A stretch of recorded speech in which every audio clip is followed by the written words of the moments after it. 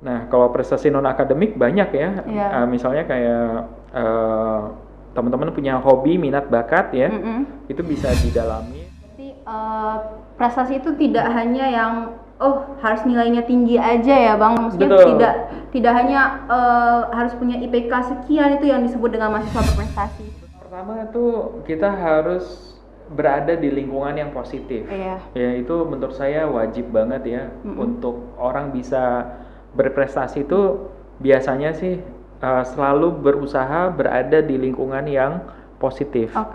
Walaupun kita tuh misalnya kayak kayaknya gue belum bisa nih bahasa Inggris. Gue kayaknya Dirunding Podcast, we learn, we talk. Halo guys, welcome to Dirunding Podcast. We learn, we talk. Nah, jadi hari ini tuh kita ada kedatangan tamu luar biasa nih. Kenalin dulu, ini ada Bang Muhammad Reza Pahlevi. Halo Bang. Halo Tasya, salam kenal semuanya. Jadi beliau itu merupakan Senior Business Development Lead ya Pak ya? Iya, betul. Di mana tuh Bang? Di Scooters. Wah, banyak banget nih yang kita tahu dari Bang Muhammad Reza Pahlevi nih ya. Tentunya kita bakal bincang-bincang langsung nih. Oke Bang, mungkin ada pepatah mengatakan tak kenal maka tak sayang ya. Jadi kita kenalan dulu nih. Abang sebagai Senior Business Development Lead ya kan? Iya. Udah berapa lama tuh Bang? Sejak Januari 2022 saya join Scooters. Alhamdulillah udah berapa bulan berarti ya? Udah mau 7 bulan ya. Ya tadi namanya dulu deh, nama Muhammad, nama panjang Abang, asalnya dari mana gitu? Nama Muhammad Reza Pahlevi, panggilannya Reza. Saya besar di Jakarta, cuma emang keturunan Aceh. Orang tua tuh dua-duanya Aceh, dari Biren. Alhamdulillah sudah menikah, istri di orang Melabuh. Orang Aceh Barat asli gitu. Oke Bang, tadi kan udah kenalin nama nih kan, udah kenalin nama. Mungkin bisa diceritain sedikit nih Bang, pengalaman Abang dulu dari mulai di sekolah, dari mulai pendidikan dulu itu gimana tuh Bang? Ayah saya dulu pengusaha kopi, terus pindah ke Jakarta di usia saya 5 tahun. Jadi saya SD, TK ya, TK sampai SMA tuh di Jakarta. Dan kami waktu itu dari masa kecil saya tuh di tengah-tengah pasar. Kami tuh tinggal di satu rumah, bisa dibilang rumah yang rumah sangat-sangat sederhana ya. Apotik, bahkan itu apotik sebenarnya. Jadi apotik tua gitu ya, di belakangnya ada kayak kamar-kamar gitu di tengah pasar di Jakarta. Di depan apotek itu ayah saya ada lapak buat jualan kelapa. Nah, kami memulai hidup di Jakarta dengan situasi kondisi yang cukup memprihatinkan sebenarnya.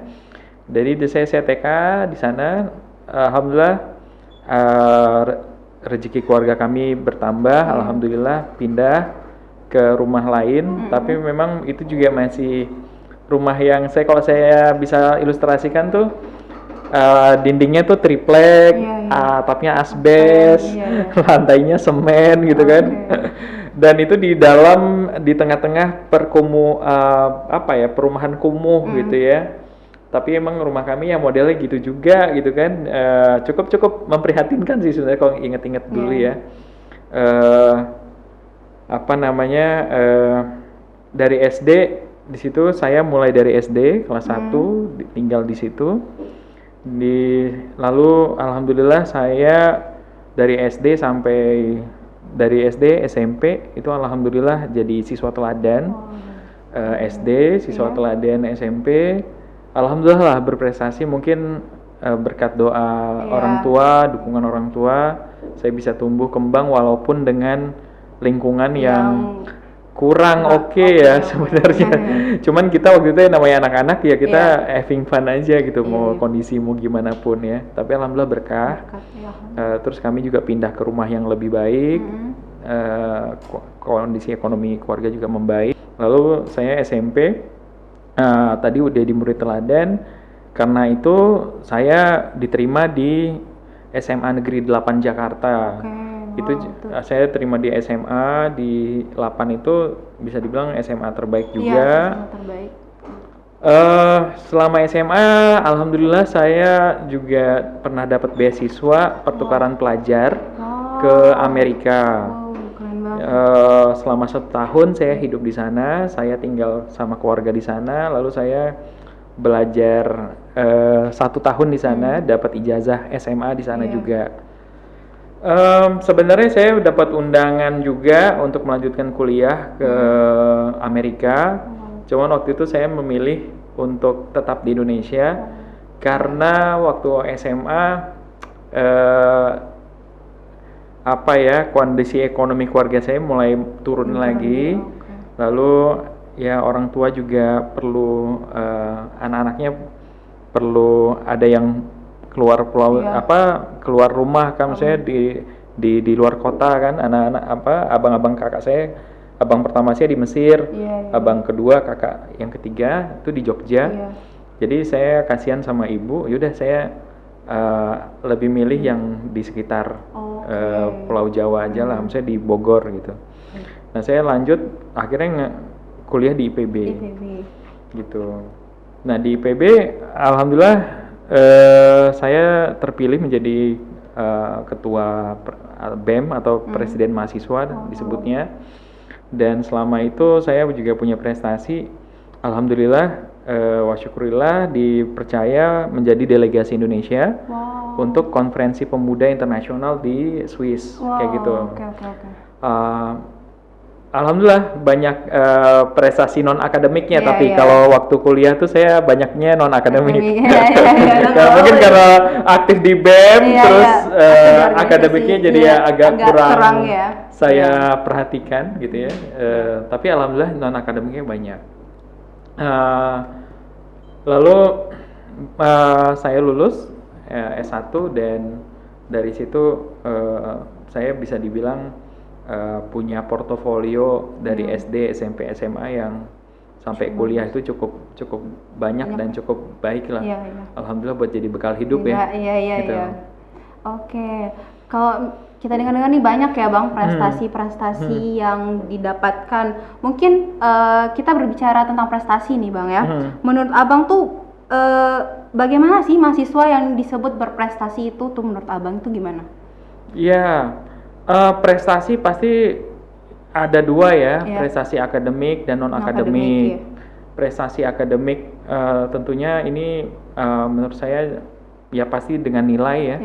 Nilai itu kalau bisa minimal 8 lah. Ya, jangan sampai kurang dari 8. Terus kalau kuliah itu minimal IPK 3 lah. Menurut saya kalau IPK 3 ke atas tuh masih bilang prestasi. Terus kayak nilai rapot pelajaran dari SD, SMP, SMA itu rata-rata 8 aja. Menurut saya itu juga udah berprestasi. Kenapa kita set angka seperti itu? Karena ini jadi acuan buat loncatan ke depannya. Biasanya prestasi itu disuguhkan seperti itu dengan batasan nilai itu. Nah, tapi emang kalau bisa lebih lagi, ini saran ya. Kalau ada lomba tingkat nasional, tingkat internasional, atau ada konferensi tingkat nasional atau tingkat internasional, itu juga bisa teman-teman muda ikut tuh. Itu juga bisa jadi prestasi yang membanggakan. Gitu. Nah, kalau prestasi non akademik banyak ya.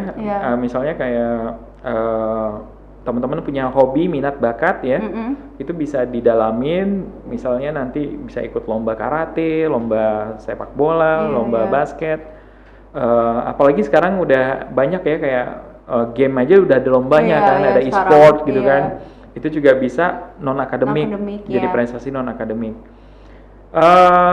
Kalau ditanya prestasi itu apa ya kayak gitu ya, kira-kira indikatornya ya gitu. Berarti prestasi itu tidak hanya yang harus nilainya tinggi aja ya Bang, ya maksudnya di non akademik itu juga prestasi berarti kan Bang, maksudnya Betul. tidak hanya harus punya IPK sekian itu yang disebut dengan mahasiswa berprestasi. Betul. Karena kan orang sering banget nih menyebut mahasiswa berprestasi itu yang nilainya tuh tinggi, dia jago di kelas, di ruang dia itu dapat nilai yang bagus, terus aktif juga. Tapi kan kayak Abang tadi ada sempat sebutkan bahwa saya aktif juga di BEM ya kalau nggak salah, di BEM. Betul. Jadi walaupun tidak terlalu aktif mungkin di dalam ruangan di kelas, tapi di luar aktif kita, itu kan prestasi juga kan Bang? Betul banget. Dan biasanya di tempat pekerjaan, misalnya kita mau lamar nih pekerjaan, atau kita mau ya daftar beasiswa ya buat lanjut sekolah S2 gitu ya misalnya, itu selalu yang ditanya tuh akademik salah satunya gitu ya. Makanya jangan parah-parah banget lah akademiknya gitu ya. Terus non akademiknya pasti tuh ditanya kayak tadi apa aktifnya di mana, ikut organisasi apa. Terus selama organisasi itu menjabat sebagai apa. Karena orang pengen lihat kita itu punya pengalaman di mana, udah pernah melakukan apa saja, itu juga menarik buat diceritakan. Dan ketika teman-teman punya prestasi itu bisa melakukan itu ya aktivitas-aktivitas yang positif itu selama masa sekolah, masa kuliah gitu ya, itu benar-benar deh saya bilang itu bakal jadi jaminan teman-teman untuk mendapatkan hidup yang lebih baik ke depannya. Saya bisa bilang itu jaminan buat teman-teman hidup lebih baik ke depannya. Kalau teman-teman nggak ngapa-ngapain, berprestasi enggak gitu kan, kayak maksudnya terus nggak ikut apa-apa, bukan berarti mati total sih, enggak sih. Cuman peluang-peluang yang ada tuh jadi kayak kebuang kelewat gitu, aja gitu Bang ya, padahal gitu. Kesempatan tuh banyak kan. Betul. Kayak di kuliah ini kan banyak kesempatan yang bisa didapatin. Pengalaman juga jadi pengalaman yang mungkin di SMA kita keterbatasan apa gitu, tapi kita punya di kuliah ini kita banyak yang bisa kita gali gitu kan Bang. Oke, selanjutnya mungkin apa sih yang harus dilakukan agar mampu kita untuk meraih prestasi itu Bang? Menurut Abang sendiri itu gimana? Apa yang harus kita lakukan, misalnya contoh sebagai seorang mahasiswa, apa yang harus kita lakukan untuk mempertahankan prestasi, untuk mendapatkan prestasi itu gimana? Pertama tuh kita harus berada di lingkungan yang positif. Ya itu menurut saya wajib banget ya untuk orang bisa berprestasi itu biasanya sih selalu berusaha berada di lingkungan yang positif. Walaupun kita tuh misalnya kayak kayaknya gue belum bisa nih bahasa Inggris, gue kayaknya nilai gue jelek gitu ya, atau gue kayaknya belum ngerti nih sama ini, atau kayaknya saya nggak bisa ini, nggak bisa itu, gitu ya. Tapi kalau kita sadar itu lalu kita berusaha untuk berada di lingkungan yang positif, insya Allah tuh nular gitu loh. Nular, positivismenya itu nular, yang tadinya kita nggak bisa jadi bisa. Terus karena lingkungannya positif, biasanya lingkungan positif tuh tanda-tandanya juga ini orang-orang itu tuh saling berlomba untuk kebaikan kayak gitu. Nah kita menurut saya satu tips yang paling penting yang bisa diusahakan oleh semua orang, ya ini nggak menurut saya memilih lingkungan positif itu nggak mesti gimana-gimana itu tuh pilihan aja kan dan kemauan kan. Itu bisa banget tuh berada di lingkungan yang positif gitu. Satu itu tips triknya. Nah lingkungan positif itu di mana? Biasanya adanya ya di lingkungan keagamaan, di lingkungan organisasi kemahasiswaan, ya di BEM, di Dewan Mahasiswa, atau di Legislatif Mahasiswa. Saya rasa lingkungan positif ada di situ. Saat ini juga hari ini juga banyak kayak berkembang ya komunitas-komunitas bagus ya. Banyak banget komunitas. Salah satunya komunitas Aceh Cerdas nih. Nanti yang kita mau inisiasi komunitas Aceh Cerdas itu juga teman-teman bisa berada di lingkungan positif itu. Jadi itu kayak sebuah gebrakan baru ya untuk untuk mahasiswa, untuk semua orang nih, untuk Betul. biar ada peluang juga di Betul. Cerdas ini. Oke, nanti Supaya bisa berprestasi. Oke, Betul. nanti kita bahas lebih lanjut ya, Iya. Bang ya. Oke, tadi kan Abang udah jelaskan. Tadi juga menanya, apakah cukup tuh Bang, kalau misalnya hanya kita mengandalkan IPK saja untuk kayak ke depan nih, apa cukup kita mengandalkan IPK saja untuk menghadapi dunia kerja tantangan ke depan tuh Bang? Menurut Iya. Abang gitu? Iya, ada yang bilang emang ini kan IPK itu bukan segala-galanya. Iya. Tapi dengan IPK yang bagus, Iya, iya. segala-galanya bisa. Oh, oke, keren ya, keren. Ya kan? Iya. Dibilang wajib nggak sih IPK bagus? Kalau bisa diusahain Bagus. gitu Kalau loh. bisa dua-duanya ya Bang? Gitu loh. Karena ketika bagus, alhamdulillah saya juga tadi saya lanjut dikit ya, Iya. saya S1 di Teknologi Pangan IPB. Iya. Terus saya S2 di Ekonomi Kelautan IPB juga. Oh. Di situ saya IPK-nya bisa dibilang cum laude ya, Iya, wow. 3,7. Dan dengan itu ya, dengan IPK yang bagus ya, dengan ditambah lagi prestasi non akademik saya juga Iya. cukup bagus. Akhirnya peluang-peluang itu datang gitu loh. Iya. Nah, alhamdulillah sekarang saya dipercaya sebagai strategic partnership dan business development scouts Wow. gitu ya. Selain itu saya juga menjadi suka beberapa kali kalau weekend activity saya tuh weekend saya jadi tenaga ahli, asisten tenaga ahli di bidang ekonomi lingkungan kayak gitu. Dan itu ada kegiatan kementerian-kementerian kita ikut. Itu bisa gitu gimana sih? Ya karena tadi IPK yang bagus gitu. Iya, IPK Tapi yang bagus. IPK bagus itu menentukan keberhasilan orang nggak? Iya. Nggak cuman itu sih. Nggak cuman itu ya. Nggak cuman itu. Tapi kalau punya itu lebih bagus. Lebih Kan bagus, gitu ya tadi iya. poinnya. Benar. Nah, selain itu apalagi? Ya bisa misalnya kalau teman-teman misalnya nih ya udah terlanjur ya misalnya Iya. wah gila kayaknya IPK saya nih kayaknya nggak Iya, nyampe deh anjlok gitu ya. ya. Tapi bisa. Iya. Tapi jangan putus asa oke. ya. Kalau IPK-nya kurang bagus, kan banyak faktor ya. Iya, Sebenarnya banyak IPK faktor. orang nggak bagus kan. IPK orang nggak bagus itu banyak faktor lah. Bisa jadi ada masalah keluarga, ada masalah percintaan. Iya. Itu kayak menemani kalangan anak muda ya. Lalu ada masalah sama dosennya. Iya, Bisa jadi dia nggak suka sama dosennya Iya. gitu loh. Jadi kayak Atau bisa jadi dia salah jurusan. Oh iya, Kan iya, ada kan yang kayak sering gitu banyak kan? banget tuh. Kayaknya aku Jadi salah akhirnya jurusan. pada saat kerjain tugas tuh aduh Aduh, kayak gua nggak kayak berat. Apa sih yang dibahas nih? Kayak nggak masuk iya, ke otak. mbaknya curhat ya. Aduh, curhat nih. Ada kebawaan deh. Enggak, kalau saya emang jujur saya S1 saya salah jurusan. Oh, tapi makanya jadi S1 itu saya kan S2 saya cum laude ya. Iya. Nah, S1-nya itu saya salah jurusan. Iya. Jadi S1-nya itu saya IPK-nya Naik. 2,5. Oh. Kan iya, jelek iya, kan? Iya. Maksudnya dikit rendah banget gitu. Oke. Tapi saya gini buat teman-teman nih tips triknya. iya. Kan tadi ini kalau yang bagusnya gitu ya. Iya, Ini kalau yang nggak bagusnya gimana nih? Gimana? Nah, jangan putus asa. Jangan putus asa, oke. Belum masa hidup cuman Iya, ditentukan oleh IPK kan nggak ya, seru bener, kan? ya, kayak Tenang, jangan masalah. Nggak masalah. Nah, gimana caranya? Teman-teman perkuat dari sisi non akademiknya. Kalau sisi non akademiknya bisa dikurangi kayak apa misalnya contohnya? Ya kayak saya kemarin gitu. Jadi ikut BEM gitu Iya, kan. ikut BEM, Lalu ikut ikut prestasi. kegiatan pengabdian masyarakat, ikut BEM, ikut konferensi pemuda, ikut musyawarah nasional pemuda.